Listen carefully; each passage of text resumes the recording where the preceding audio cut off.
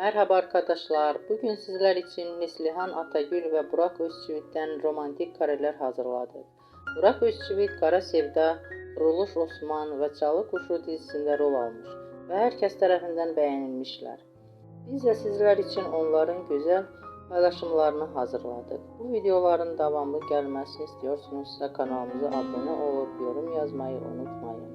Bizden bu kadar.